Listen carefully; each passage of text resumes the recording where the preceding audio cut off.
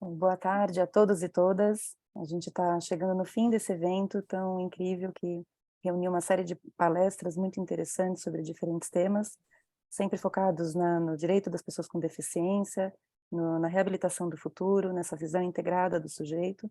E a gente tem uma honra e um prazer muito grande de convidar aqui o professor Rodrigo Hubner Mendes para fazer a nossa aula magna de fechamento com a temática de empreendedorismo social. O professor Rodrigo Hubner Mendes é graduado em Administração de Empresas e mestre em Gestão da Diversidade Humana pela Fundação Getúlio Vargas, onde atua como professor. Foi aluno do curso de Liderança e Políticas Públicas para o século XXI na Kennedy School of Government, em Harvard. Começou sua carreira em 98 como consultor de negócios na Century.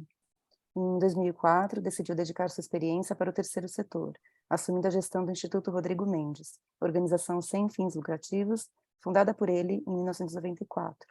O Instituto desenvolve programas educativos que visam contribuir com a transformação do sistema de ensino público brasileiro em um modelo inclusivo, capaz de acolher a diversidade humana em sua plenitude. Rodrigo é o autor do livro Educação Inclusiva na Prática e assina colunas em diversos veículos de comunicação.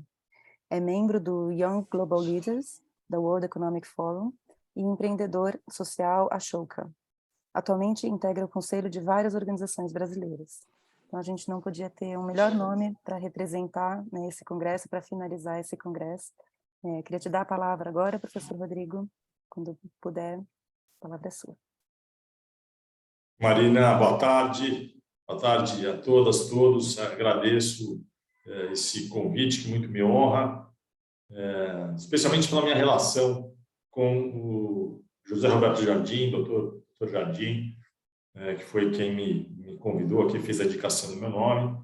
Eu acho que eu vou me apresentar inicialmente, falar um pouquinho da minha trajetória e ao mesmo tempo, fazer relações com essa temática do empreendedorismo social e, ao mesmo tempo, trazer alguns conceitos que eu acho que são fundamentais para a gente refletir sobre o que a gente almeja, o que a gente enxerga como uma concepção inclusiva de sociedade.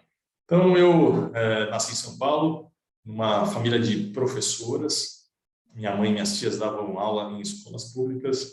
Então, educação sempre foi um tema importante na minha casa, fez com que meus pais investissem para que eu e meus irmãos tivéssemos, na época, acesso a uma das escolas que eram consideradas boas escolas, na rede privada de ensino. E eu era muito conectado, muito apaixonado por esportes. Comecei jogando bola no quintal de casa. Conforme fui ganhando confiança, eu me inscrevi num campeonato do clube onde a gente era sócio. E tive sorte, fui me destacando, fui ganhando, acho que, confiança por meio da minha atividade esportiva. Mais tarde, me tornei remador pelo Corinthians, onde eu competi em várias categorias. Acho que o remo foi minha grande escola de disciplina, de foco, de trabalho em equipe. E o meu objetivo era fazer medicina, até por uma primeira adversidade que eu enfrentei no futebol. Eu, com 13 anos, levei uma pancada que lesionou meu menisco. Fiquei um bom tempo afastado da atividade artística, esportiva, até que eu passei por uma cirurgia de menisco e que recuperou completamente minha condição física. Voltei, né, a me dedicar, a me envolver, a ter prazer com essas várias modalidades em que eu estava participando. E quando eu estava já na fase pré-vestibular, me preparando para as provas, eu, em São Paulo, passei por um assalto, onde eu levei um tiro. Resumindo, foi um assalto, dois assaltantes me abordaram para levar meu carro, e um deles já disparou, a bala atravessou a minha cervical, na região C3 e C4, e teve como consequência, né, a imobilidade abaixo dos ombros. Eu precisei me afastar dos estudos e, durante pelo menos 3 anos, me dedicar integralmente a todos os tipos, né, variações de processos de reabilitação, né, dedicava grande parte do meu tempo, de fato, à fisioterapia. E no fundo, eu percebi, quando eu estava nessa fase, que, na verdade, eu era uma exceção, né? Eu me sentia até uma pessoa privilegiada. Eu, durante todos esses anos posteriores ao acidente, eu tive acesso aos melhores médicos, apoio incondicional da minha família e da minha rede social, minha rede de amigos. E quando eu comecei a me deparar com a realidade da maioria das famílias que frequentavam essas clínicas de fisioterapia, eu percebi que, né, muitas enfrentavam também a questão da pobreza, a questão da falta de acesso a recursos. E aquilo começou a me incomodar muito, né? Aquilo começou a trazer uma realidade que eu desconhecia. E por outro lado, essa enorme mobilização que houve ao meu redor, né,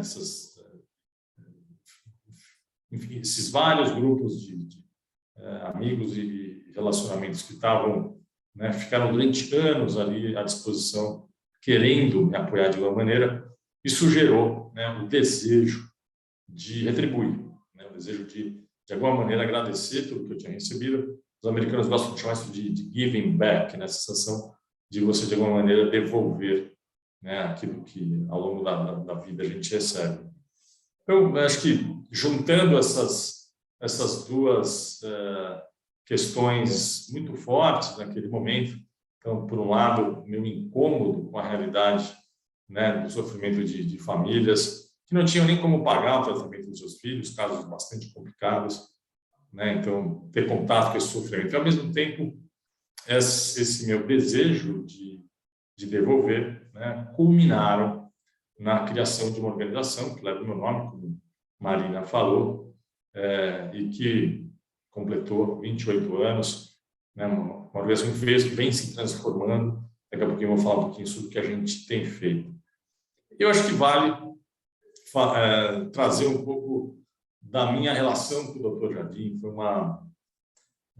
acho que nossas vidas se cruzaram num momento muito crucial, especialmente para mim, que estava, né, numa situação limite de fisioterapia, de reabilitação. Eu estava ainda nos primeiros meses da minha internação e um caso, né, bastante delicado.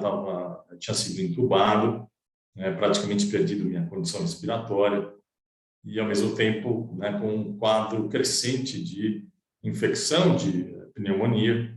Os médicos, né, viviam esse dilema, né, se me tirassem, né, da intubação, eu teria risco de, né, não, de fato, ter uma inviabilidade respiratória e, enfim, não conseguir dar continuidade ali a essa fase de reabilitação. Por outro lado, se eu continuasse, né, entubado, isso provavelmente levaria também a pneumonia a um quadro insustentável. E aí os médicos, eu estava no Einstein, os médicos conversando entre si, me lembro deles falarem, será que a gente, né, talvez a gente possa chamar aquele pneumologista lá da Escola Paulista, que é famoso por inventar soluções inimagináveis, e acho que a gente já não está mais sabendo o que fazer, né? Está na hora da gente recorrer a pessoas de fora.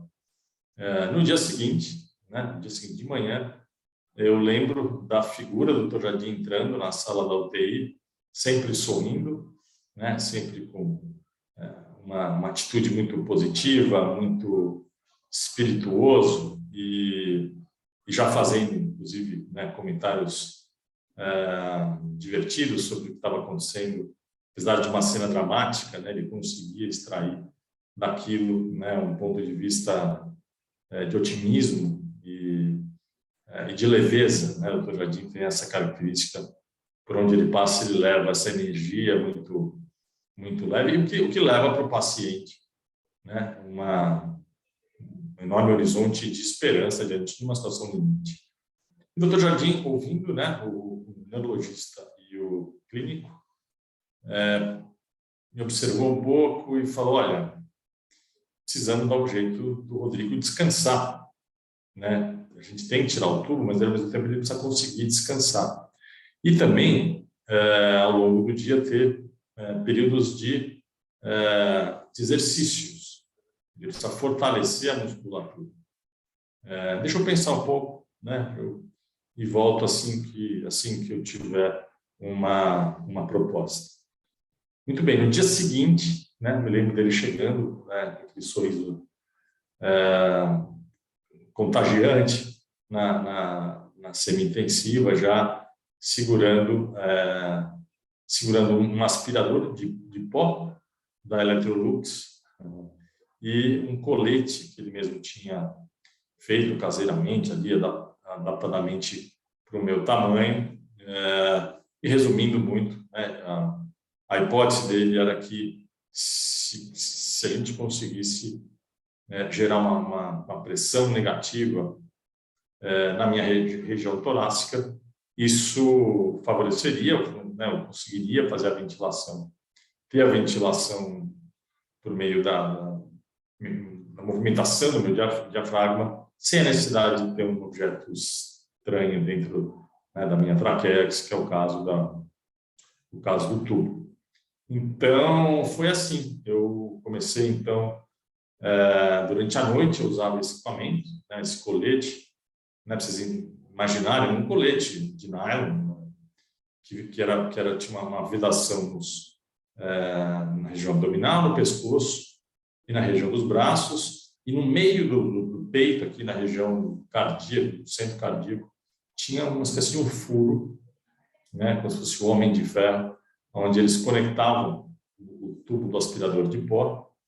E no aspirador, né, o Dr. Jardim colocou um dispositivo que era um timer, que fazia o aspirador ligar e desligar, né, com um intervalo de tempo que corresponderia, né, a uma oscilação saudável, né, de uma ventilação. Então, com isso, né, durante as semanas seguintes, eu segui essa rotina durante o dia, né, fui aos poucos ganhando força muscular e tinha esses momentos de descanso. Inicialmente, até acho que na hora do almoço tinha uma pausa para descansar também com o colete. Então, digo que foi o Dr. Jardim, né, o responsável por eu ter sobrevivido, né, àquela pedreira que foi essa fase dos 2 meses de internação e as complicações respiratórias que eu tive.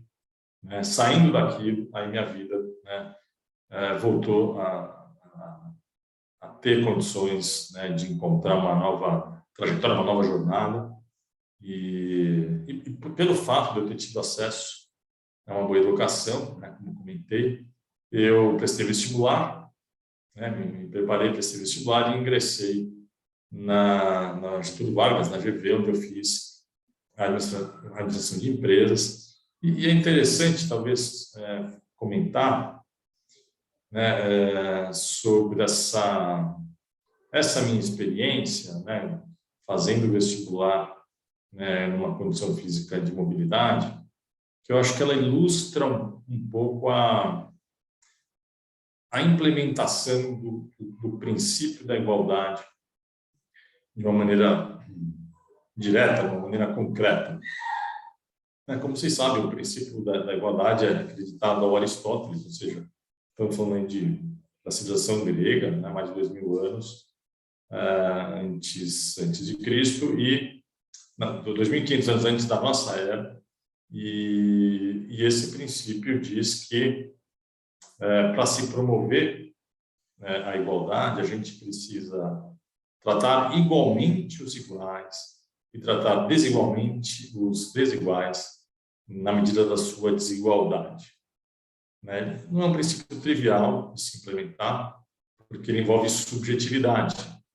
Né? Essa fronteira entre iguais e desiguais, ela é definida socialmente, né? Então, ela é passível de questionamentos. Mas, no meu caso, eu, quando me inscrevi no vestibular, na FUVEST, isso em 94, a gente comprava na banca, né? Na época, na banca de jornal, comprava-se um manual impresso e eu vi que, né, num determinado trecho do manual, existia ali um destaque dizendo que candidatos que precisassem de algum apoio diferenciado deveriam agendar uma reunião com o comitê gestor da FUVEST. Então, eu entrei em contato, né, e algumas semanas depois fui recebido por esse comitê que, ao avaliar o meu caso, né, decidiu que eu deveria ter o direito de fazer a prova, né, e para isso eles contratariam um escriba, ou seja, uma pessoa para quem eu ditaria a resposta das questões, ou até mesmo o rascunho ali das estruturas de raciocínio, e ao mesmo tempo contrataria um enfermeiro que ficaria à minha disposição caso eu precisasse de algum apoio operacional, caso eu precisasse ser autolete ou coisas do gênero, né, dado que eu deveria estar isolado, assim como os outros candidatos, não deveria ter contato com nenhuma pessoa conhecida, né? Então, assim fiz a prova, tive o mesmo tempo, fiz no mesmo prédio dos outros, com apoio, né, tinha essas duas pessoas ali à disposição para que eu precisasse, e com isso eu passei no vestibular, entrei nesse curso de administração e foi, de certa forma, uma ilustração interessante, porque eu recebi um tratamento desigual, ou seja, tive lá a presença do apoio desses dois profissionais, para que eu tivesse acesso igual, né, ao sistema de ensino, né? Então, no caso onde eu estava numa condição desigual, eu recebi, né, um tratamento diferenciado. Então, acho que esse é o desafio, né, da gente pensar uma sociedade igualitária, onde a gente promove a igualdade. E isso demanda debate, demanda reflexão. Quais são as situações que, de fato, representam, né, um gap, né, uma diferença importante em termos de acesso a oportunidades que merecem, sim, receber algum tipo de intervenção para que a pessoa consiga acessar a mesma oportunidade ou de trabalho, ou de educacional, ou, enfim, seja qual for a dimensão que a gente considerar. Então, eu segui, me formei em administração e comecei minha carreira como consultor de empresas de uma multinacional. Tive uma ótima escola, sempre recomendo para quem faz administração começar a carreira numa dessas consultorias, né, um ambiente de uma curva super intensiva de aprendizagem, porque a gente está, né, a cada 2, 3 meses num cliente com um desafio enorme, tendo que implementar inovações sofisticadas, e isso impõe ali, não só a necessidade da gente estudar o tempo todo e aprender, mas também a necessidade da gente se adaptar ao ambiente em que a gente atua, né, e conseguir, de fato, tornar eventuais propostas mais conceituais em ações concretas. E depois de 4 anos, quando eu fechei um primeiro ciclo, eu estava elegível à gerência, que já é uma posição de destaque, de prestígio, avaliando um pouco o que seria mais relevante para o meu futuro, decidi, então, canalizar minha experiência, vamos dizer, a própria minha formação e o meu conhecimento para fortalecer o campo da educação no Brasil. A gente, né, tem uma série de insuficiências e lacunas. A educação que a gente oferece em escala, né, que a gente pensa nas redes de ensino, né, mais de 80% das escolas são públicas, quando a gente olha para a educação básica, né, e a gente, avaliando o desempenho dos alunos, né, a gente já há anos percebe, né, que existe uma qualidade de ensino muito aquém do que a gente precisaria, né, pensando num país em desenvolvimento, um país que precisa de um capital humano capacitado e capaz para o volume de inovações que existem, para a exigência de um recurso humano cada vez mais qualificado. Então, a gente tem problemas sérios no Brasil.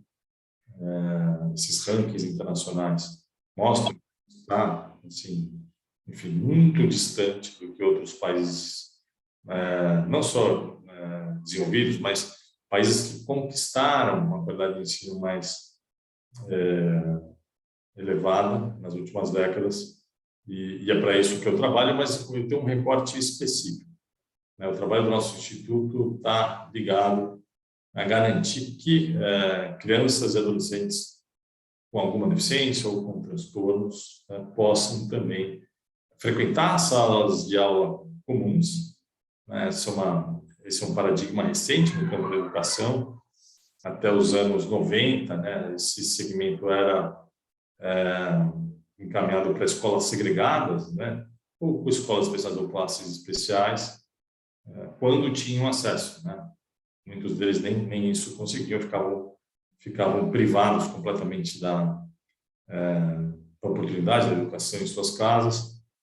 E a partir dos anos 2000, mais fortemente, a gente internacionalmente começa a observar um movimento que, olhando para o que se escolheu, o modelo da escola especial, e vendo que é um modelo que fracassou, muitas gerações de alunos que estudaram em escolas especiais não conseguiram se desenvolver, explorar o seu máximo, o seu potencial, e, em geral, continuavam dependentes totalmente de suas famílias e de outras instituições.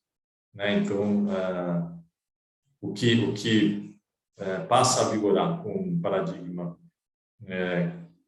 mais indicado, que dá a chance da pessoa ser desafiada de fato e pelo menos ter a oportunidade de se envolver, é esse modelo chamado de escola inclusiva, que é uma escola que atende todos, recebe todos os perfis de estudantes, e para isso é uma escola que precisa se transformar. Depois eu posso falar um pouco mais do que é uma escola inclusiva. Não é simplesmente transferir a matrícula de uma criança com deficiência intelectual, por exemplo, de uma PAI para uma escola pública. Só isso não é suficiente. É evidente que não vai funcionar. Uma série de mudanças precisam acontecer na escola.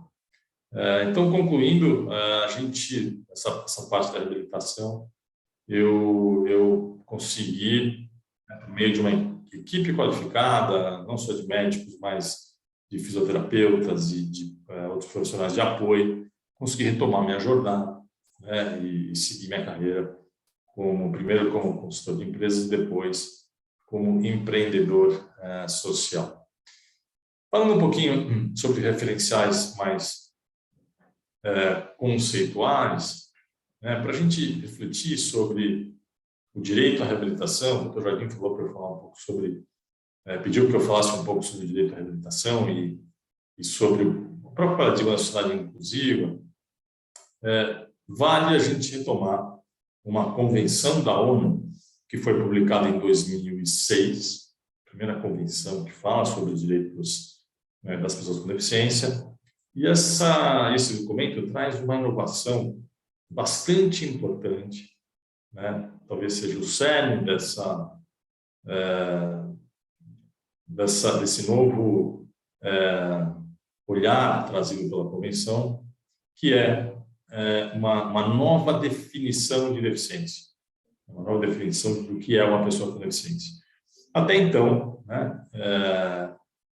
o próprio diagnóstico, a própria definição vinha da área da saúde, ou seja, os médicos, os profissionais do campo clínico, por meio de uma série de testes e avaliações, determinavam se uma pessoa tinha ou não uma deficiência, e isso é o que passava a valer como ponto de partida, seja para uma equipe de reabilitação, como também para a própria equipe pedagógica de uma escola. Então, em 2006, a Convenção diz que a condição de deficiência ela se dá por meio da interação de duas variáveis. Em primeiro lugar, o aspecto clínico, seria impedimento de longo prazo, pode ser físico, intelectual, sensorial e assim por diante. Mas, ao mesmo tempo, existe um outro fator que precisa ser levado em conta, que são as barreiras que estão ao redor da pessoa, que estão na sociedade. Né? Barreiras que podem estar na arquitetura, nos meios de comunicação, nos meios de transporte, na pedagogia usada pela escola, e, assim como na nossa atitude. Né? Acho que a atitude é uma faceta muito importante para se discutir barreiras. Né? E aí, qual é a diferença, né, do que existia antes para essa nova definição? Então, muda muito a forma de tratar o assunto, porque a hipótese é que se a gente conseguir minimizar as barreiras, eliminar esses obstáculos que estão ao redor da pessoa, a gente vai minimizar o efeito de um impedimento clínico. Tá? Então, se a gente imaginar um cadeirante, né, morando em Ouro Preto, a quantidade de barreiras arquitetônicas é tão grande que ele, né, dificilmente vai ter algum nível de autonomia, de independência, de mobilidade. Mesmo um atleta em Ouro Preto, às vezes, tem dificuldade de se locomover pelas ruas históricas, dada essa natureza, essa topografia radicalmente acidentada. Agora, se a gente pegar esse mesmo personagem, esse cadeirante, né, e imaginar ele vivendo numa cidade pensada, planejada para a acessibilidade, né, a gente tem várias ao redor do mundo, então cidades onde os equipamentos públicos passaram por uma estruturação para que haja, né, facilidade de locomoção. Esse mesmo sujeito, ele vai ter o mesmo impedimento, mas ele começa a ter chance de conquistar sua autonomia. Estamos falando um aspecto da mobilidade como um exemplo. Né? Então, essa pessoa, apesar dela ter a mesma característica física, ela tem a chance de conquistar a independência e a autonomia. Por quê? Porque essa segunda variável da equação, as barreiras, né, foram praticamente eliminadas, foram reduzidas. É como se a gente imaginasse um produto, né, onde a condição de deficiência ela é resultante do impedimento multiplicado pelas barreiras. Se a gente traz essa segunda variável das barreiras para algo perto de zero, né, o resultado desse produto também vai tender a zero. Só como uma metáfora aqui matemática. Então, dessa forma que o mundo começa a pensar, né, essa questão da condição de deficiência, né, e esse é chamado de modelo social da deficiência. Antes existia o modelo médico, e agora a gente segue o modelo social. Eu achei uma definição extremamente potente para todas as instâncias que estão na discussão da inclusão. Eu tenho me dedicado muito à questão da educação, ou seja, quando a gente é chamado por uma Secretaria de Educação para ajudar o gestor, o secretário, a ampliar os níveis de inclusão, uma das, né, vertentes para a qual a gente olha é justamente as barreiras que estão na sala de aula. Né? Será que o método de ensino ele é acessível para todo mundo? Né? Será que a estratégia de atividades na sala de aula não representa uma barreira? Né? Então, o modelo clássico de aula, onde o professor assume esse papel de transmissor do conhecimento e conduz aulas unilaterais, 50 minutos, né, usando a lousa e o livro didático impresso, esse é um modelo que, inevitavelmente, ele exclui. Né? Muitos alunos não conseguem se concentrar por 50 minutos, muitos não conseguem ter o contato, né? Não conseguem manipular o livro impresso, muitos têm dificuldade, inclusive, de se apropriar do conteúdo que está escrito na lousa, enfim. Então, uma aula inclusiva, a partir desse paradigma, ela é uma aula em que o professor, a equipe pedagógica, diversifica, né, as práticas didáticas. Usa materiais variados, né, explora mais recursos multimídia, tá atenta a eventuais tecnologias assistivas, né, para quem precisa de algum tipo de apoio tecnológico, divide a aula em módulos onde as pessoas, elas mesmas, os próprios alunos podem se ajudar, propõe atividades que dialogam mais com a vida, com o cotidiano das crianças, enfim, né, aqui uns exemplos que no fundo, né, essas são práticas que fazem parte do pensamento da educação contemporânea. O objetivo inclusivo, a educação inclusiva, esse objetivo deveria ser um pleonasmo para a educação de qualidade. Qualquer educação de qualidade para o tempo em que vivemos, para o mundo contemporâneo, precisa se desprender desse padrão homogeneizador e excludente que existia. Então, qualquer escola que se propõe a ser uma escola de qualidade precisa rever seu modelo pedagógico e, no fundo, precisa ser capaz de atender qualquer perfil de estudante. E, no fundo, essa transformação que vem sendo implementada, a escola inclusiva, ela traz dois benefícios gigantescos para a sociedade. Em primeiro lugar, dá a chance de participação e de acesso à educação a quem estava de fora do sistema, até pouco tempo, ou seja, abre espaço para um segmento da população que, inclusive, é quantitativamente bastante significativo. Então, a Organização Mundial de Saúde fala em 15% da população. A gente trabalha de uma maneira mais conservadora, considerando 10% da população brasileira, estamos falando de mais de 20 milhões de pessoas no Brasil. No mundo, a Organização Mundial de Saúde, a OMS, fala em 1 bilhão de pessoas.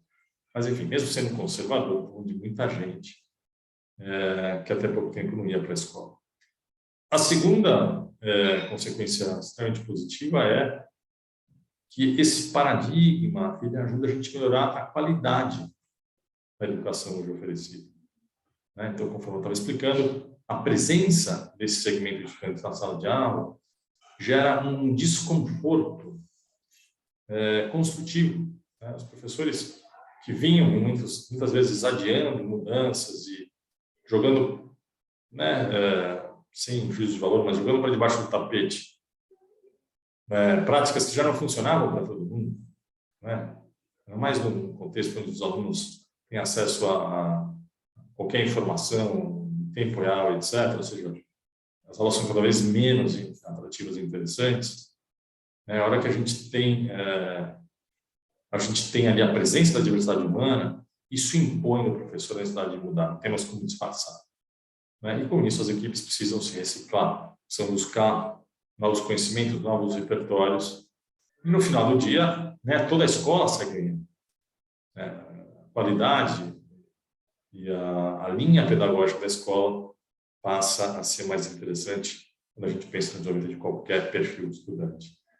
Em segundo lugar, esse tipo de escola que abraça a diversidade humana dá para o aluno uma oportunidade muito preciosa dele, desde a primeira infância, conviver com quem é diferente, com quem representa outros segmentos e outros grupos, o que, para os grandes pensadores da educação contemporânea, representa uma enorme oportunidade no sentido da escola, por meio desse perfil, por meio desse panorama de estudantes diversificado, ela estimula o tempo todo os desenvolvimento de competências fundamentais para a vida em sociedade, como capacidade de mediar conflitos, estabelecer cooperação, de entender outros mindsets e pontos de vista, ou seja, a gente está falando de uma educação que trabalha competências que hoje são tão importantes, até no mundo do trabalho, como professor, um torneio de Harvard que diz isso, hoje, quando a gente pensa no mundo das grandes organizações, das lideranças, hoje é tão valorizado esse tipo de competência para um líder como a capacidade de calcular, estimar, estruturar, e a escola inclusiva faz isso o tempo todo. Então, né? A gente está falando de uma abordagem que não olha só um histórico de exclusão e tenta romper com esse passado de injustiça, mas que também colabora, né, para a melhoria na qualidade de ensino de qualquer escola, pensando em todo e em todo estudante. Então, a partir desse conceito de condição de deficiência, né, ou seja, conciliar o olhar do impedimento e, ao mesmo tempo, para a barreira, né, eu acho que é possível também se repensar o que é o papel de um médico, o que é o papel de um fisioterapeuta, de qualquer profissional da saúde. Né? Voltando ao meu caso aqui do Dr. Jardim, né? O Dr. Jardim, o tempo todo, pela atitude dele, eliminou a barreira, né, que poderia estar, né, no sentido, acho que mais crucial naquele momento, que era uma barreira na crença das pessoas em relação à perspectiva que eu teria, de enfrentar aquela condição limite em termos, né, de dificuldades e, enfim, de um quadro clínico bastante complexo. Tem um mito grego chamado Pigmalião, vocês devem ter ouvido falar. Pigmalião era um escultor muito habilidoso que decidiu fazer, né, produzir uma escultura de uma mulher que ele idealizava como a mulher mais linda do universo, a mulher mais perfeita. E depois de pronta essa escultura, Pigmalião se apaixona por ela, né, a ponto de pedir para os deuses gregos, né, de dar vida a essa escultura, e o mito termina, né, com ela passando a ser uma mulher, não mais uma escultura.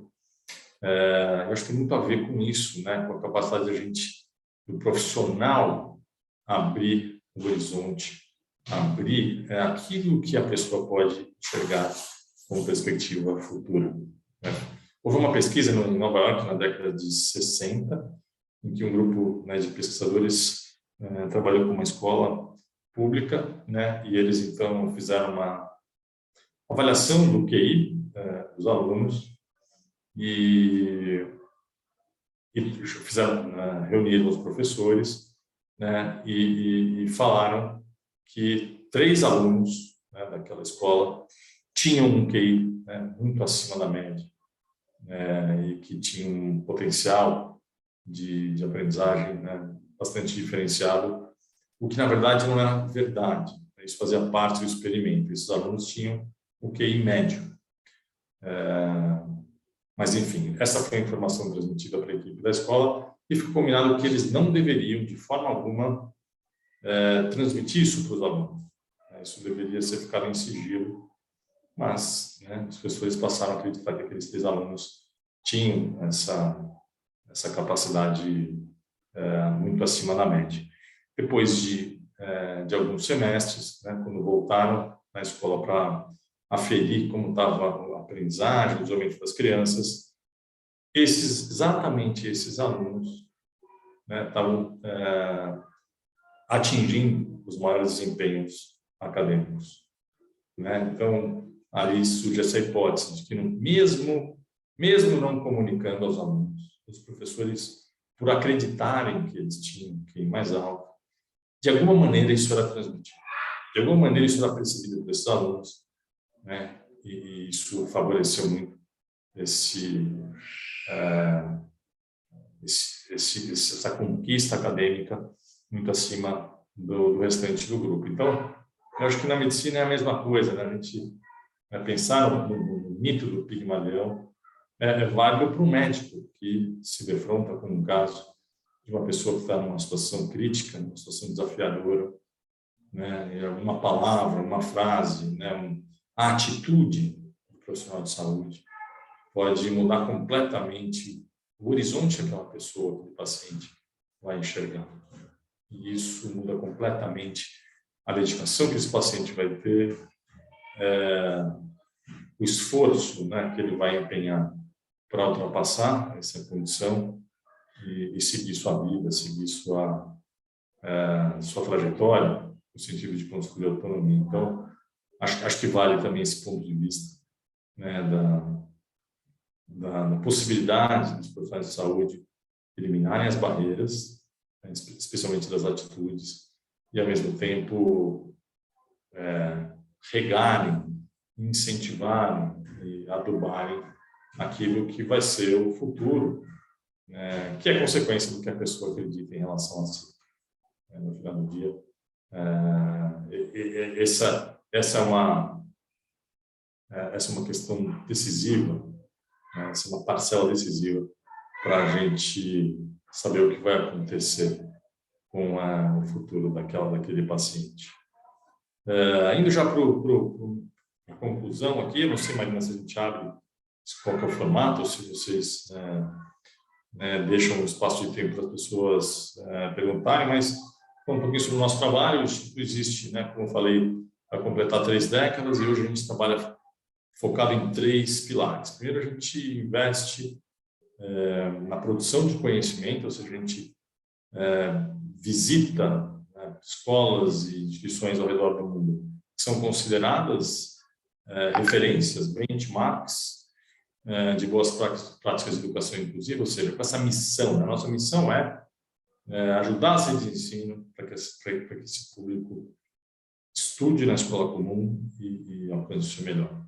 Então, a primeira frente está debruçada, está dedicada a produzir conhecimento. O segundo pilar é de formação. A gente desenvolve, implementa cursos para professores de todo o Brasil. A gente está em todos os estados, tem uma plataforma de cursos no formato totalmente à distância, autoinstitucional, que já é frequentado por mais de 100 mil professores do Brasil. Quem quiser conhecer, o endereço é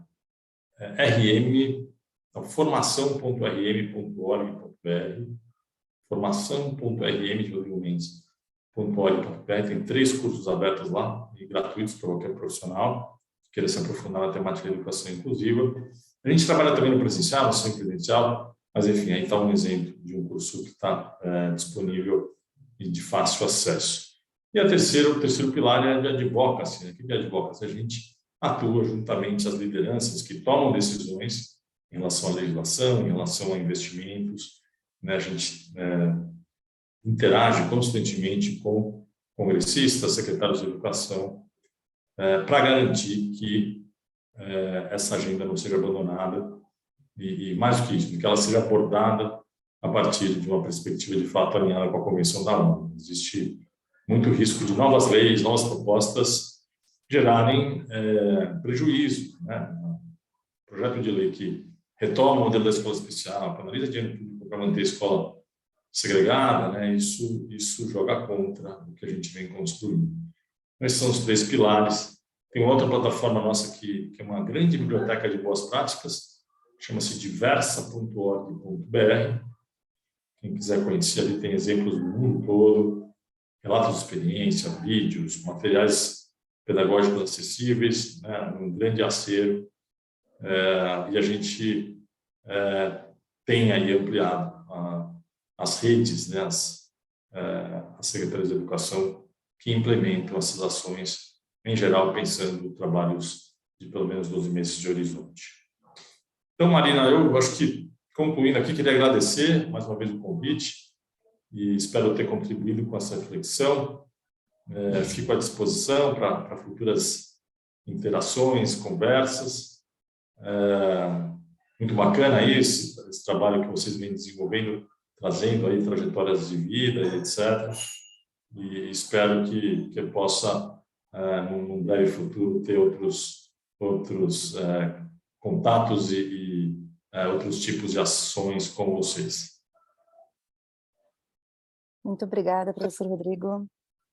Interessantíssima palestra, é muito bom ouvir a experiência toda, né, a trajetória, os pensamentos, os desafios, as superações, né, isso tudo é muito inspirador para todos nós que estamos aqui ouvindo, né.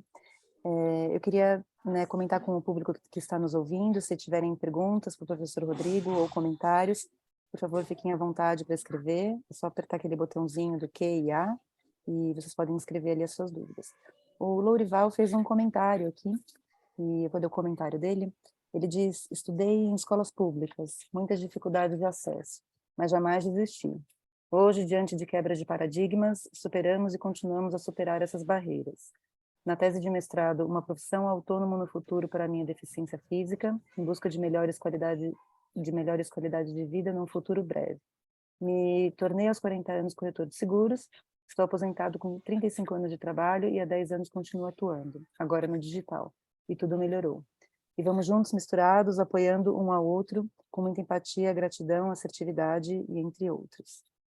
Então, acho que é muito interessante, né? Na palestra anterior também, a sua, na sala 1, a gente falava muito sobre essa questão do lugar do deficiente físico, né? Aliás, de não ter um lugar, né? Mas de ter um lugar em que a sociedade normalmente os coloca e de você entender o quanto, na verdade, as escolhas, né? E as oportunidades também estão ali, e é um papel acho que de mão dupla, né? Da pessoa com deficiência entender o quanto ela vai, né, desenvolver aquilo que ela também puder, né, aquilo que ela for atrás, e de um processo todo educacional também da sociedade, né, como você muito bem colocou aqui, né. Então, acho que é, né, interessante, não sei se você tem algum comentário a fazer pelo Lourival, pelo relato dele. Poxa, bacana o Dorival ter compartilhado, dividido aí essa trajetória dele, e espero que outros participantes possam também aprofundar esse conhecimento, esse repertório sobre educação inclusiva. No fundo, a gente está falando de uma mudança que envolve qualquer família, né? Qualquer mãe e pai que precisa estar atento ao que a escola faz, mesmo que não tenha uma criança com deficiência. E fica aqui o desejo de que o Dorival também cada vez mais leve essa experiência dele para alimentar e fazer parte de reflexões que ajudam a gente a mudar a visão das pessoas sobre a temática.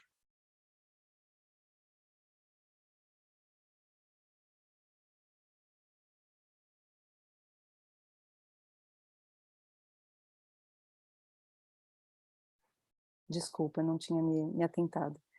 Queria convidar também a professora Cari, se quiser entrar para fazer perguntas ou algum comentário, para o professor Rodrigo também, fique à vontade. Estão me escutando? Sim. Também. Rodrigo, você tem... Boa tarde. Eu não o conhecia pessoalmente, estou conhecendo virtualmente hoje. Antes, o conhecimento era só de histórias. E a sua história é linda, apaixonante e estimulante. Você tem uma pessoa de autoestima, que é o Dr. José Roberto Brito Jardim. Esse é o meu professor. Ele dá vento para nós, dá ar para nós, dá oxigênio para nós. E o interessante é que o oxigênio que ele dá não dá radical livre. Ele é só oxigênio bom. Eu concordo plenamente com você, e a sua apresentação de hoje, no aspecto educacional, é uma apresentação espetacular. Eu faço-lhe uma pergunta. Qual é o maior desafio no momento em relação à parte educacional? Quando eu falo educacional, é o começo da educação. É lá com a criança, porque eu entrei em escola com 7 anos. Ou seja, eu fui alfabetizado com 7 anos. Hoje, a criança ela tem que ser alfabetizada antes. Mas como é que fica a condição dela humanística? Como é que fica a condição dela de criança, se ela não pode ser criança? Qual que é, portanto, o maior desafio no momento nessa fase educacional?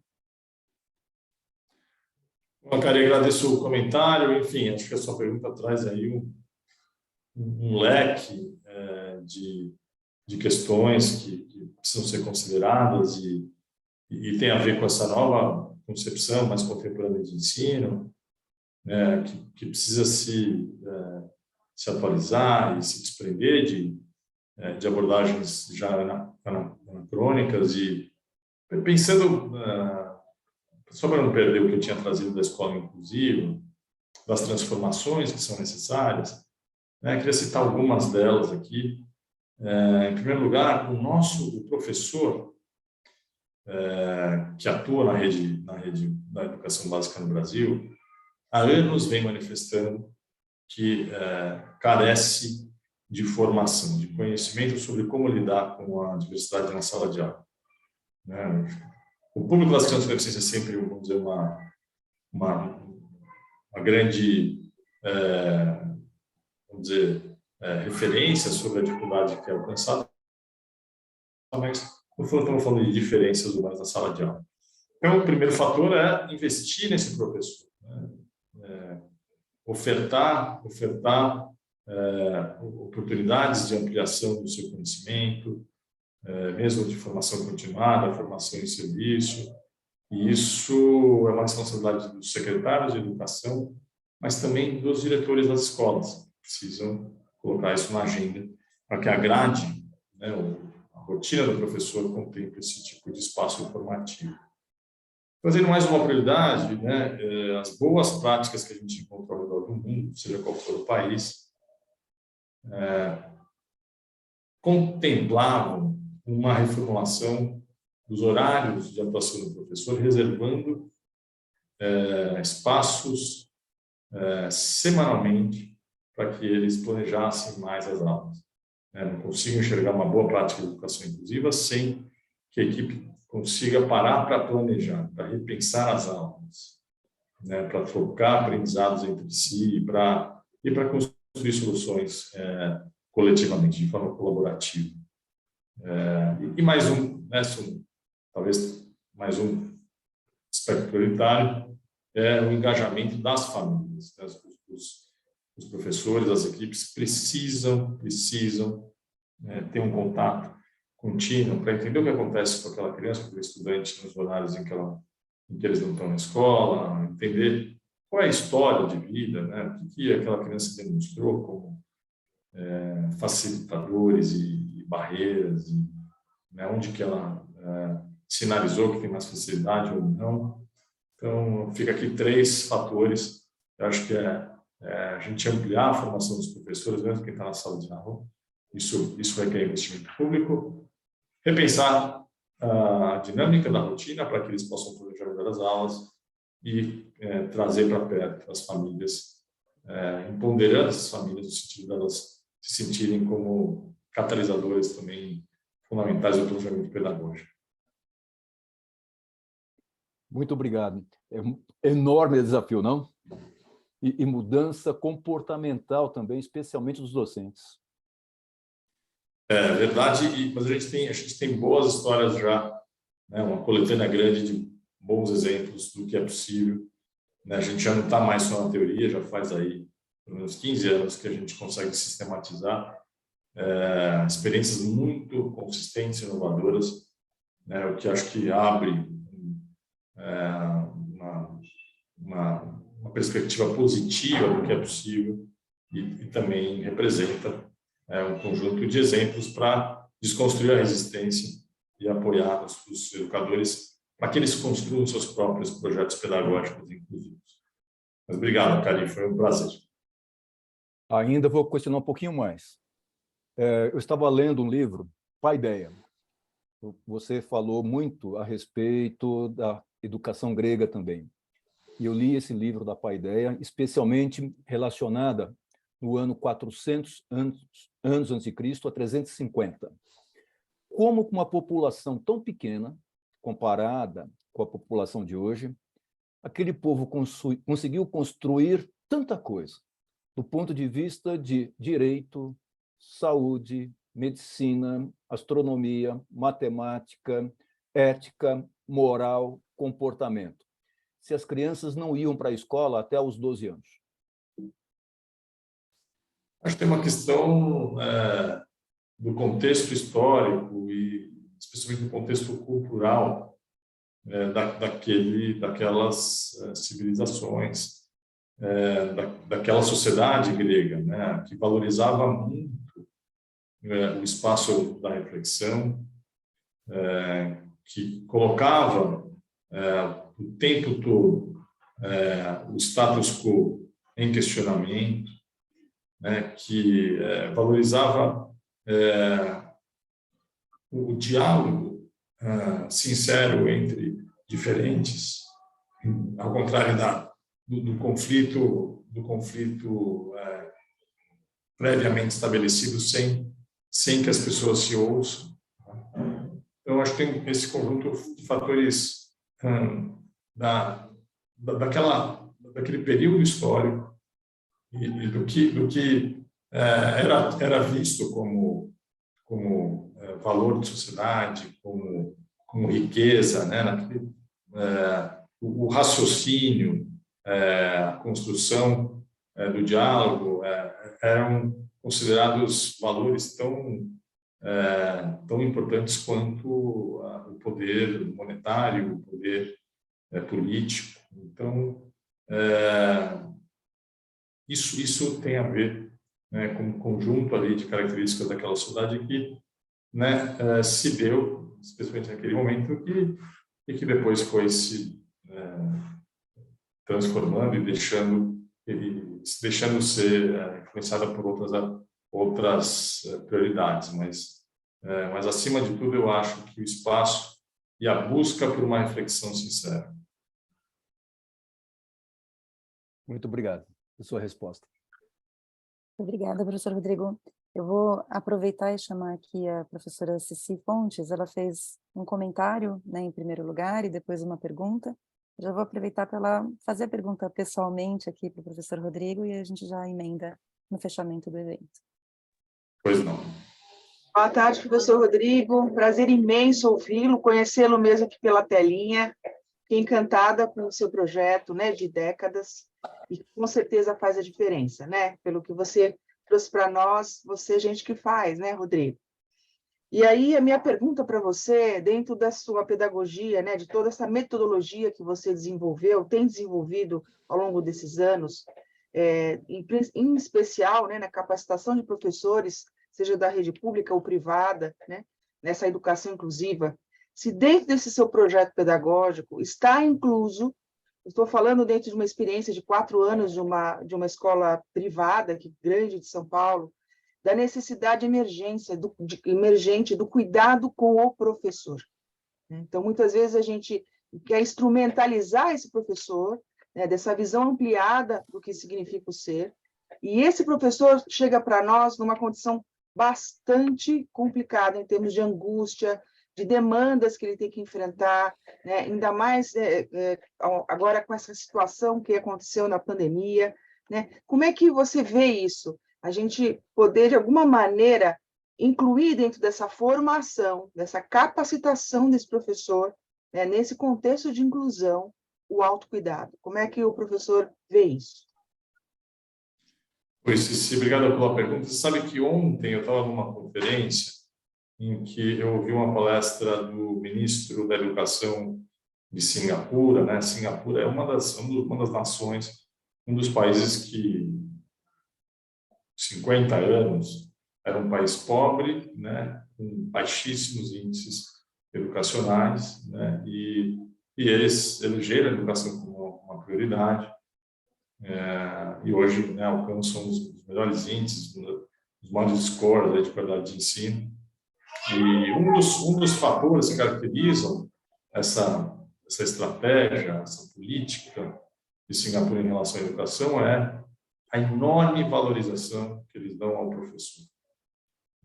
A enorme valorização como um agente de transformação social, como o profissional que, de fato, vai investir e plantar para que as futuras gerações tenham, né, um nível de conhecimento condizente com o que o mundo pede.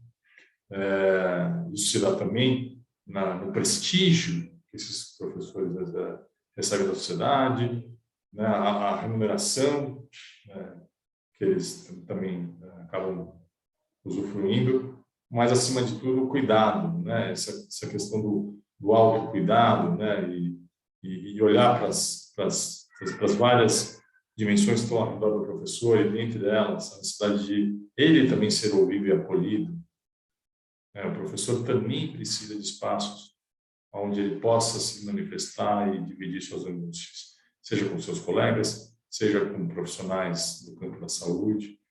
Então, isso faz parte né, desses modelos educacionais que nos últimos, né, anos, nas últimas décadas, levaram certas nações a se transformar em grandes referências mundiais, né, o prestígio, a valorização e o cuidado com o profissional da educação. Muito obrigada, professor. Estamos juntos nessa bandeira.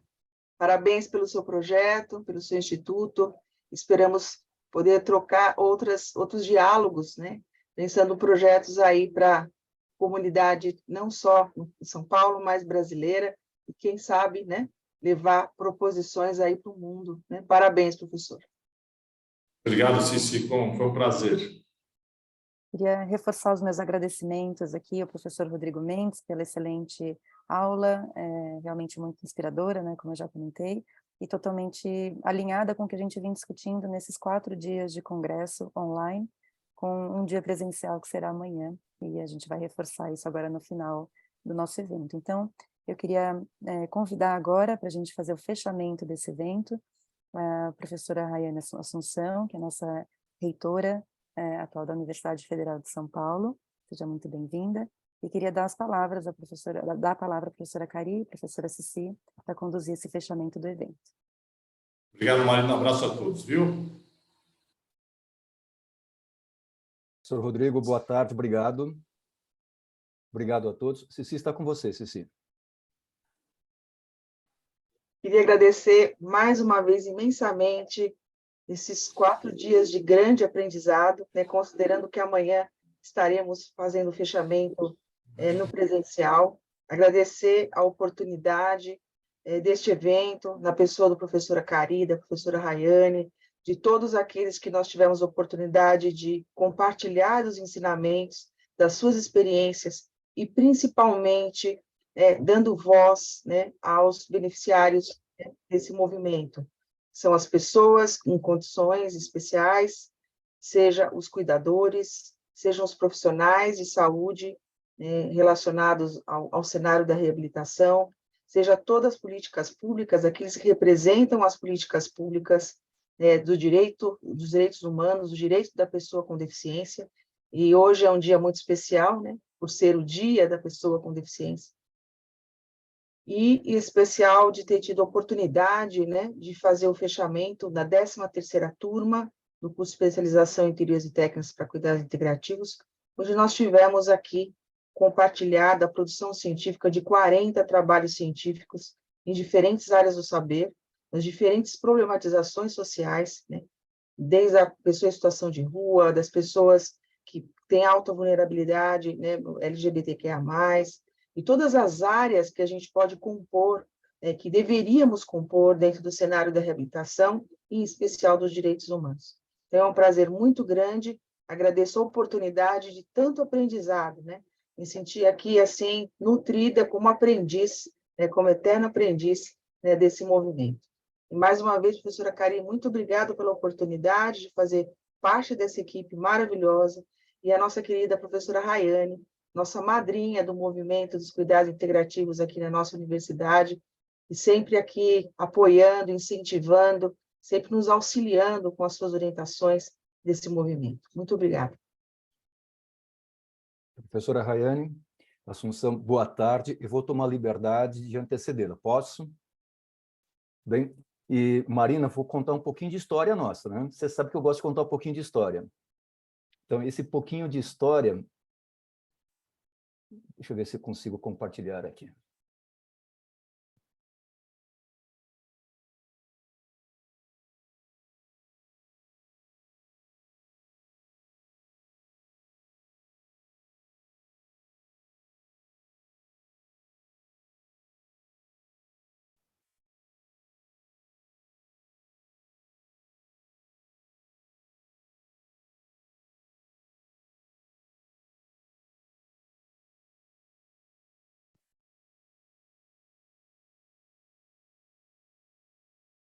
Entrou, Cici? Ainda não, professor. Não? Você conseguiu, clicando lá embaixo na compartilhar a Não, tela? tudo bem. Não, é que é um ajuste novo. Um minutinho só.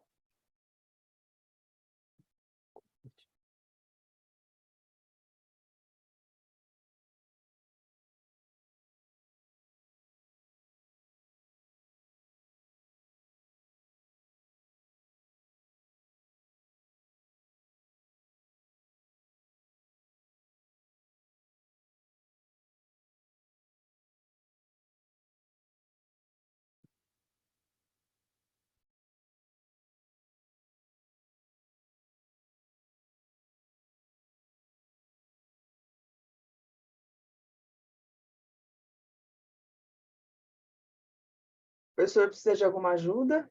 Tem Não, alguma eu vou coisa? entrar no outro. Tá certo. Enquanto isso, então,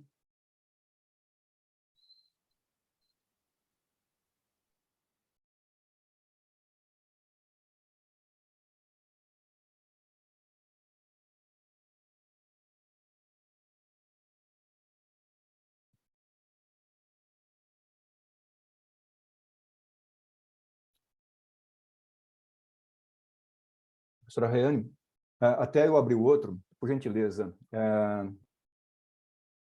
faça suas palavras, por favor. Deixa eu só entrar no outro, tudo bem? Bem, posso aqui. Na verdade, é menos um encerramento e mais um reconhecimento, na verdade, da importância, né, desse conjunto de atividades que foram realizados ao longo, né, desses 4 dias. Participei aqui da mesa de abertura, reforçando o significado desse evento, né, como um primeiro congresso, né, um congresso em que tinha aí 2 simbologias, né, primeiro pelo significado e a importância de um evento em que reafirma o nosso compromisso com o processo de formação e defesa da pessoa com deficiência.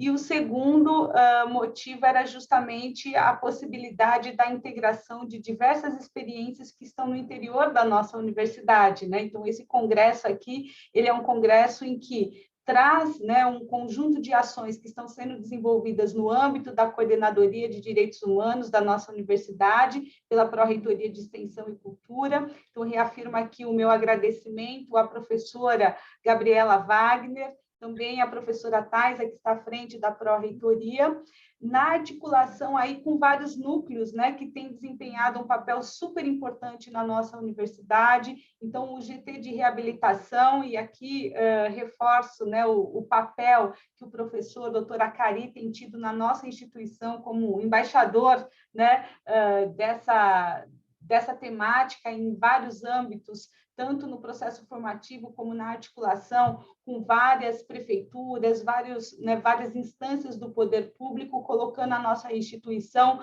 em pleno destaque e disposição da sociedade.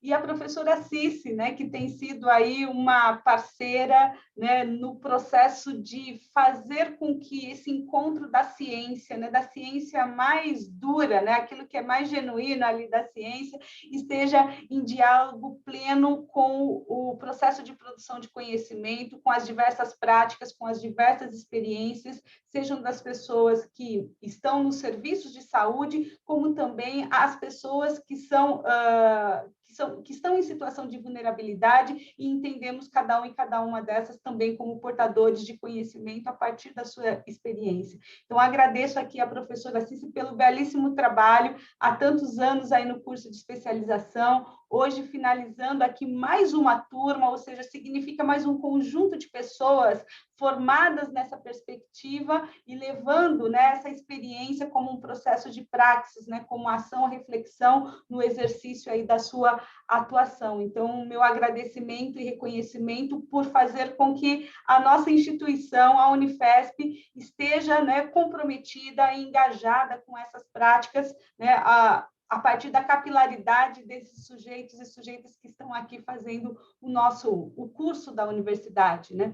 Então, esse conjunto de ações aqui vão revelando o quanto que é importante esse encontro. Professora Marina, na sua pessoa, eu agradeço a todas as pessoas que fizeram parte da comissão organizadora desse evento e se disponibilizaram aí, né, desde da articulação com palestrantes, como está aqui na parte técnica, né, cuidando para que cada uma das coisas ocorresse. E aos participantes, né, dessa jornada de formação, porque sem eles, né, isso também não teria ocorrido, e revela também o quanto que reconhecem na nossa instituição um espaço de formação e de formação numa perspectiva que permita que a gente avance, né? Porque o papel da universidade é esse, né? Não é apenas reproduzir conhecimento. A universidade é um espaço de produzir conhecimento, e é um espaço que produz conhecimento na medida em que a gente utiliza as teorias que temos para colocar em diálogo com os desafios da realidade e, a partir desse,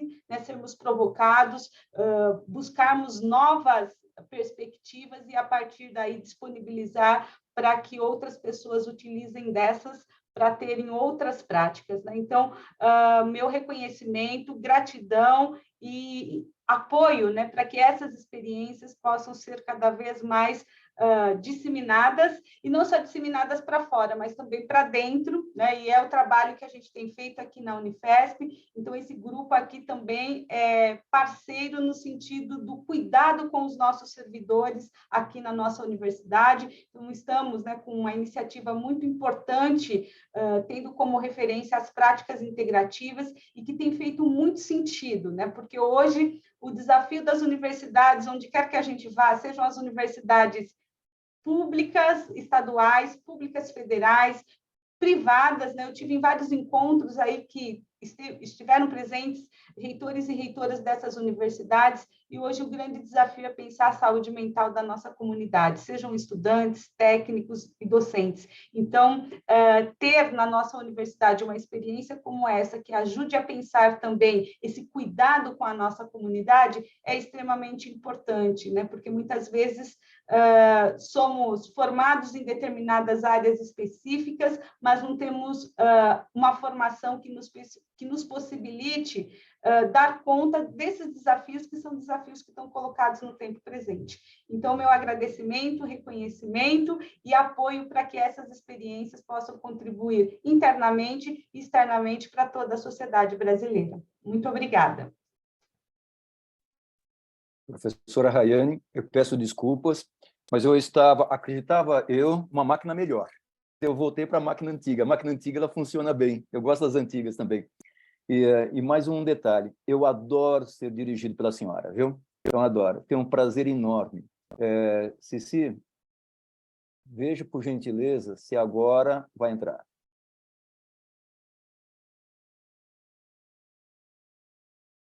Está entrando, professor, está carregando.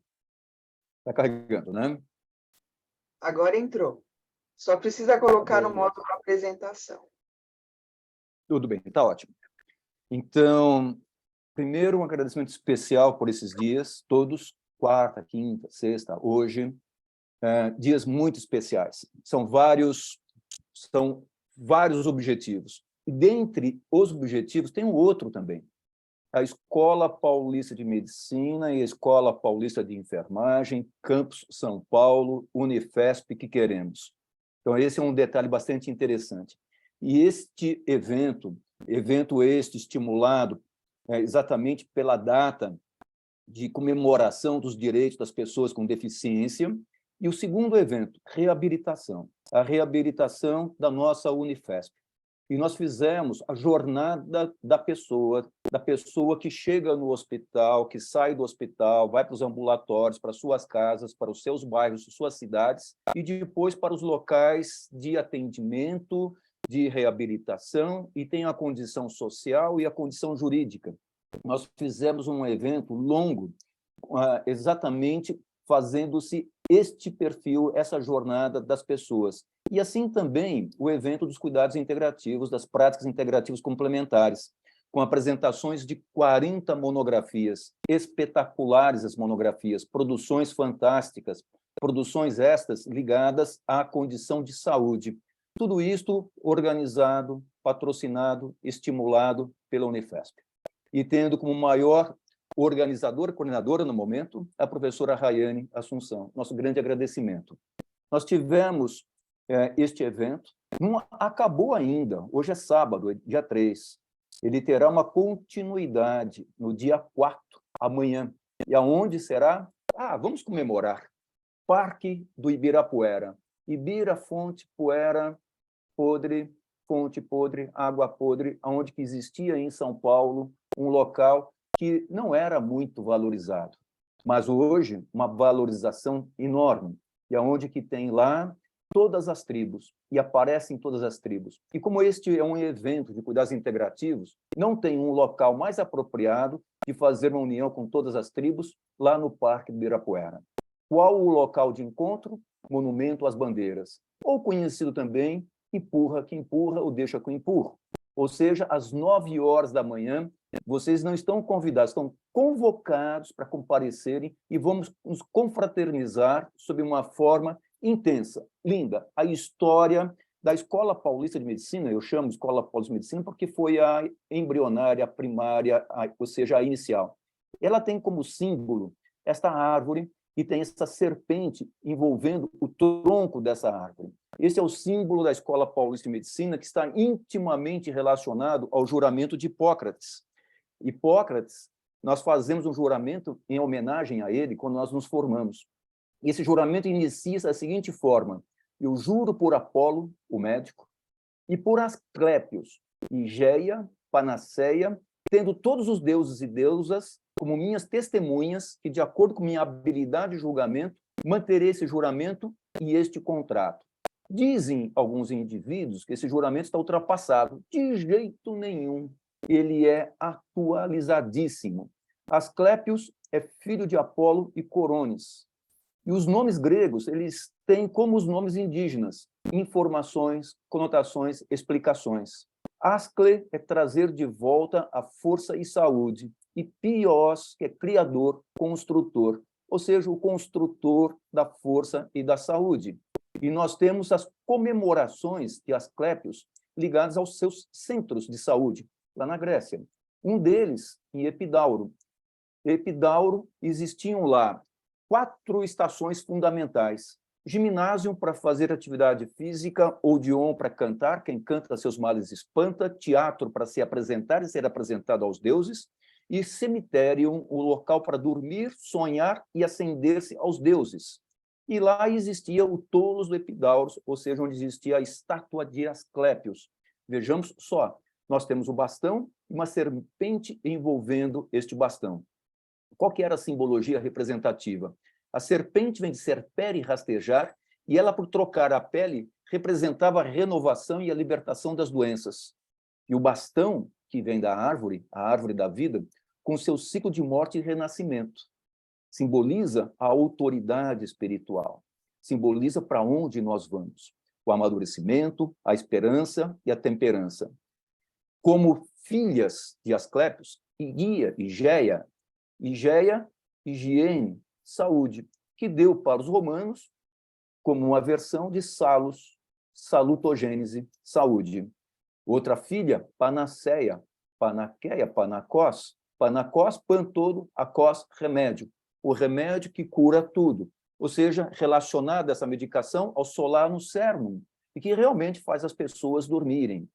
E nós temos uma ilha chamada, lá no Dodecanésio, ou seja, 12 ilhas, pertinho da Turquia atual, fazendo parte, portanto, das cidades gregas, a ilha de Kos. Na ilha de Kos nasce Leto. Leto e Apolo.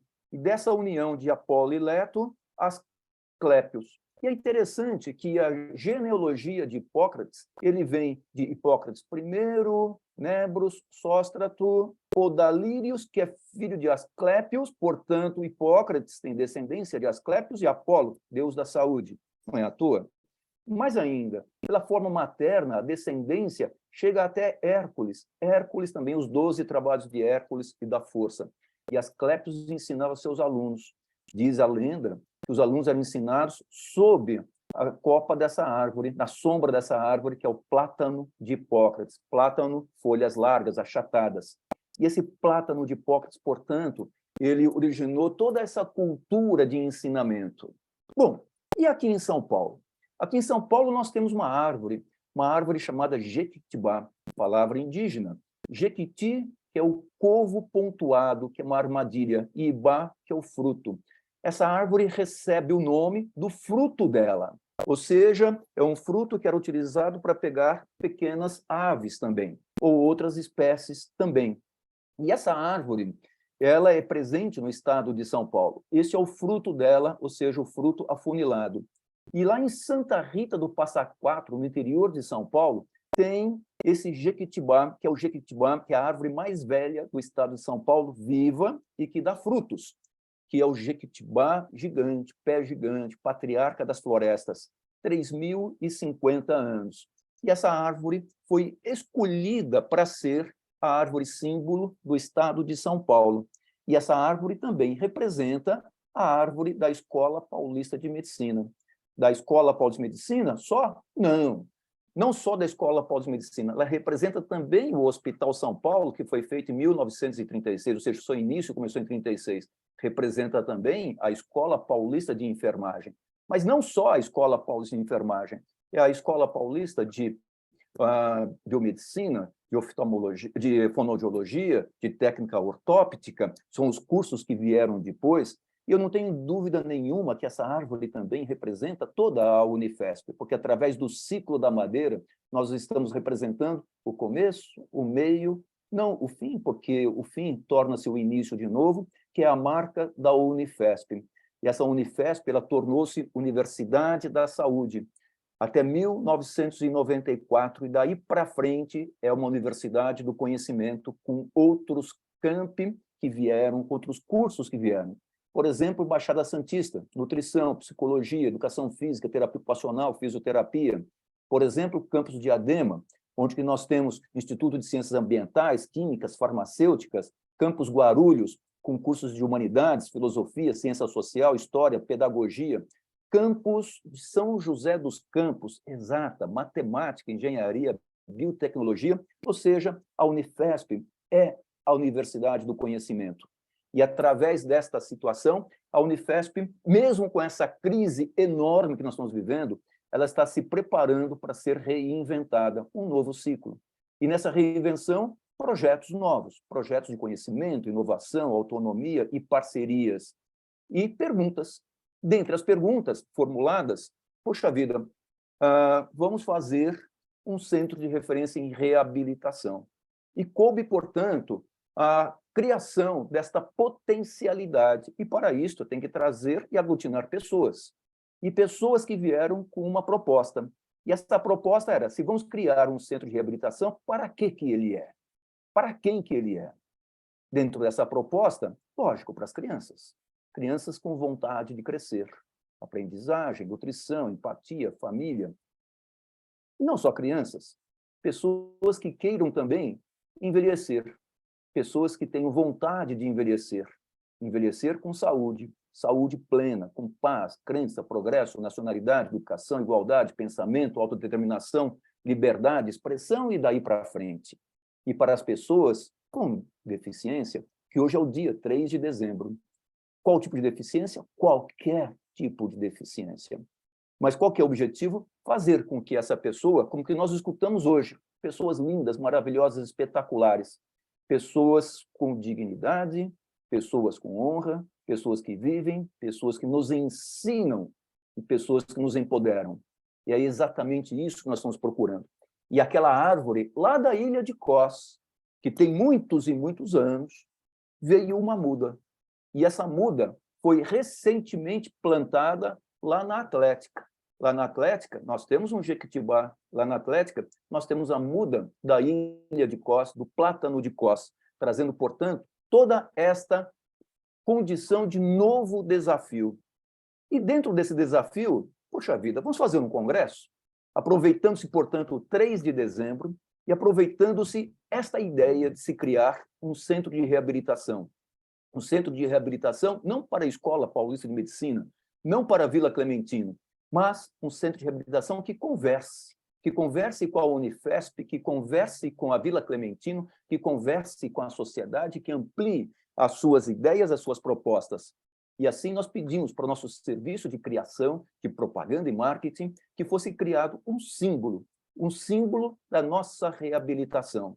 Eles escutaram a nossa história e assim foi criado o símbolo que vem da árvore, o símbolo que vem da união de pessoas. Vocês escutaram hoje o seu Dárcio contando a história de Dárcio e Natalina, ou seja, um casal que fez o tronco dessa árvore. E dos seus galhos saem, portanto, o que eu chamo essas duas regiões, que entre elas têm as nossas palavras, e saem também, numa condição maior, o que representa o nosso pensamento, o que representa a nossa aspiração, ou seja, a nossa pergunta. Desde o dia 30 de novembro, Até o dia de hoje, estamos conversando a respeito exatamente dos direitos das pessoas com deficiência e como seria a reabilitação do futuro e como que estaria a nossa Unifesp em relação a este novo desafio. Um desafio interessante, muito importante. Conversamos nesses dias vários assuntos. E como desenvolver? Comentou-se a respeito de um desenvolvimento sustentável, através de alta tecnologia, preservação de recursos naturais, atração de instituições de pesquisas e empresas. Conversamos a respeito de um centro de reabilitação inteligente na área da saúde e conversamos também a respeito como que incorporar de uma forma inteligente o nosso bairro e a nossa cidade. Um bairro inteligente, sem barreira, que concilia urbanismo, meio ambiente, saúde, modelo de desenvolvimento sustentável, superação das fragilidades sociais, econômicas e ambientais. Conversamos, veja, esses dias todos, com parcerias, o usuário e outros serviços de saúde, empreendedores, startups, gestão de fundos e associações de pacientes, profissionais e especialmente pessoas que são especialistas em cadeia de valor, economia circular, gestão de resíduos e reciclagem, sustentabilidade. Pessoas que nos trouxeram exatamente essa forma de comunicação, como as árvores fazem. Elas se comunicam através de suas raízes. E essas raízes, elas vão profundamente e elas vão muito longe. E uma árvore se comunica com outra através de um programa espetacular de internet, conciliado esse programa pelos micélios. Esses fios é que fazem as tramas gigantes e essas tramas que fazem com que uma árvore se comunique com a outra e assim ela se prepare para os novos momentos, para os novos desafios. Ela sabe o momento certinho de perder a folha, desculpe-me. Ela sabe o momento certinho de dar flor. E ela sabe o momento certinho de chamar, por exemplo, as abelhas, para se aproveitarem do néctar e se fazer aquilo que se chama reprodução de uma forma sem qualquer tipo de preconceito. Elas fazem muito bem isto. Elas têm uma tecnologia de informação e comunicação fantástica.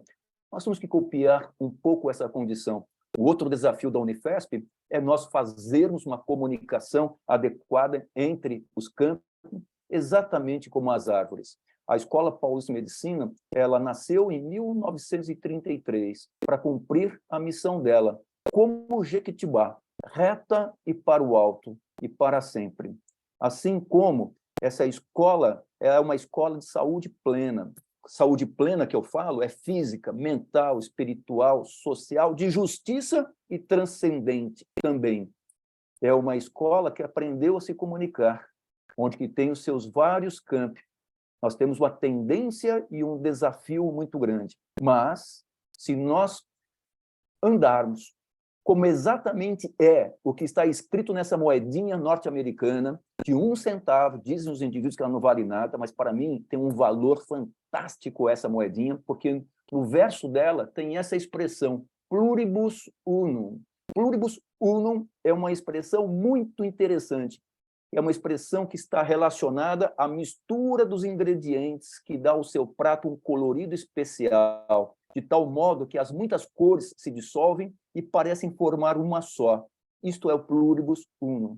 Nós vimos isto naquele desenho fantástico do Ratatouille, quando você pega os alimentos e eles dão aquele sabor maravilhoso, espetacular, quando você faz uma associação deles. E essa expressão pluribus unum foi adotada pelos Estados Unidos em 1776, simbolizando a união de todos os estados num só, a união de todas as cores, de todas as raças, sem preconceito. As árvores, elas fazem isto. Por que não a gente não fazer a nossa cópia? E o símbolo criado, para mim, é um pluribus unum. Ou seja, onde que é o protagonista? É a pessoa, é o usuário, é ela que traz o seu coração, o coração dela e que pulsa, numa certa forma, que mostra que nós somos necessários e importantes. Mas só seremos importantes se nós tivermos essas pessoas para ajudarmos também. E como ajudar? Com conectividade, com integração, sem qualquer tipo de preconceito. Com pluribus unum, com a união de todos, teremos boas perguntas, viveremos sem limites, com autonomia. e, mais ainda, com liberdade, e como aqueles dois frutos, quando juntos um com o outro, eles formam o símbolo da eternidade, o símbolo para sempre. É exatamente isso que nós estamos propondo fazer amanhã, lá no Parque do Ibirapuera, um pluribus unum, onde que as árvores, elas se comunicam, elas se mostram, elas desfilam e elas fazem com que o nosso pensar vá para longe. E nós temos esse monumento às bandeiras, que é um monumento que mostra a história de São Paulo. E dentro dessa história maravilhosa, depois de nós visitarmos, nos encontrarmos no Monumento à Bandeira, nós vamos entrar pelo Portão 10 até ali na beirada do lago, aquele lago fantástico. E lá na beirada do lago, eu vou fazer duas perguntas para vocês, que são dois desafios. A quantas pessoas no empurra-empurra? Vocês vão contar para mim. E a segunda condição, que é o segundo desafio, vamos fazer um tai chi. E quem quiser fazer um pouquinho mais com o tai chi, eu estou desafiando vocês fazerem como essas duas pessoas estão fazendo lá no Parque do Ibirapuera, essa forma de exercício que às vezes eu vejo, eu fico impressionado com a performance dessas pessoas. E assim, portanto, o convite está feito. Esse convite, na verdade, é um desafio, esse desafio é uma convocação. Vamos ao Ibirapuera amanhã, vamos comemorar esse momento fantástico, espetacular, relacionado ao desafio da pessoa com deficiência, porque essa pessoa desafia todos os dias, e vamos comemorar a história da Escola Paulista de Medicina, a história da Escola Paulista de Enfermagem, de Biomedicina, de Fonoaudiologia, de Técnica Ortóptica, e assim também todos os outros campi ligados à Unifesp. Esse é o desafio para vocês. Vamos todos juntos, pluribus unum. E uma tarde linda, um começo da noite maravilhoso. E, professora Rayane, muito obrigado pela sua condução, muito obrigado por sua expertise e por seu estímulo para que nós estejamos todos juntos. Um agradecimento especial de toda a nossa equipe essa do Grupo de Reabilitação e dos Cuidados Integrativos. E nosso também da Neurologia. Muito obrigado.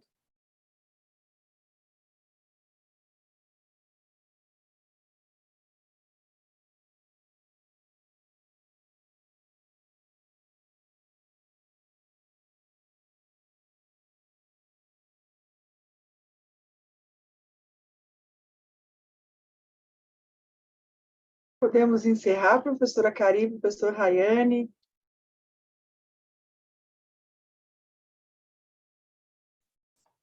Da minha parte, sim. Da minha parte, eu vim aqui muito mais para agradecer e reconhecer... É a professora Rayane. Ah, sou eu? Ah, é a senhora. Eu achei que o encerramento já estava aí com vocês. Não, eu quero reiterar aqui o agradecimento, o reconhecimento e dizer que esse evento aqui, né, ele realmente reforça a importância da unidade, e eu sempre digo, né, o nome universidade é isso, né, como é que a gente garante a unidade na diversidade, porque na diversidade que a gente, né, que nós nos complementamos, né, porque todos nós, né, em cada uma das áreas, somos incompletos, inconclusos, e que bom que somos assim, porque isso faz com que somos provocados a nos preenchermos, né? Então, eu entendo que o convite, inclusive, né, professora Cari, é justamente para que cada um, com a sua potência e com a sua deficiência, possa, no diálogo, ser complementado, e, a partir disso, a gente possa estar mais forte numa unidade em que não infrinja, né, a individualidade, mas, pelo contrário, né, no conjunto da diversidade, a gente possa estar mais juntos, mais fortes, enfrentando os desafios que são imensos, né? Então, como o senhor mesmo colocou, apesar dos desafios que a universidade pública vem vivenciando, né, de cortes, né? Então, também eu estou aqui no evento, mas também estou em reuniões aqui, porque realmente está bastante difícil, nesse momento, fazermos com que a universidade pública continue mantendo a sua missão, mas entendemos que vamos atravessar esse período difícil, e quando vamos, né, para um evento como esse, é que faz sentido, né? Para que a gente está discutindo tudo isso? Né? Para que a gente discute orçamento? Para que a gente discute a questão institucional? Somente para cumprir a nossa missão. Então, vir para esse evento aqui como hoje é mais uma alegria e um reconhecimento do que é a missão institucional. Então, muito obrigada, tenham o nosso apoio, e vi aí que vocês já tiveram um conjunto de uma sistematização dos encaminhamentos do encontro aí, né, pensando justamente a questão da criação do centro, sustentabilidade, parcerias, diálogos entre as várias áreas do conhecimento. Penso que isso é bem importante e será necessário mesmo, né, a articulação entre os vários entes, sejam do poder público, seja também, né, na possibilidade aí por meio do marco da ciência e tecnologia, buscarmos aí possibilidades para que a universidade, né, possa realmente fazer com que o cuidado, né, seja na sua integralidade e também seja nas especificidades que cada um e cada uma necessita. Então, conte conosco aí nessa tarefa imensa. Eu vi que foram vários slides, foi passando vários slides aí de sistematização, né? Mas fico aqui à disposição para continuarmos aí o diálogo e colocarmos a nossa instituição a serviço da necessidade, né, para a garantia da dignidade das pessoas. Obrigado, professora. Cici, tudo bem? Marina, você que é a chefe. Imagina, só tenho a agradecer mesmo a todos. Queria aproveitar para agradecer também a comissão técnica, né, que nos ajudou, nos auxiliou todos os palestrantes também. Então, minha gratidão aqui a todos vocês. Agradecer também a equipe de intérpretes que nos acompanhou e ajudou a tornar esse congresso mais acessível também a todos. E agradecer, né, a todos vocês, meus colegas aqui representados pela professora Cici, pela professora Cari, do Grupo de Trabalho de Reabilitação, pela possibilidade, oportunidade de né, organizar esse congresso e de poder ter mesas tão potentes, tão interessantes e transformadoras, né? A gente pretende que esse congresso fique depois disponível para outras pessoas acessarem isso, né, no momento posterior. E é isso, queria agradecer mais uma vez a professora Rayane por estar aqui contribuindo, né, para que esse evento acontecesse. Muito obrigada a todos e um excelente fim de noite para todos, um excelente domingo. E até amanhã às 9 horas.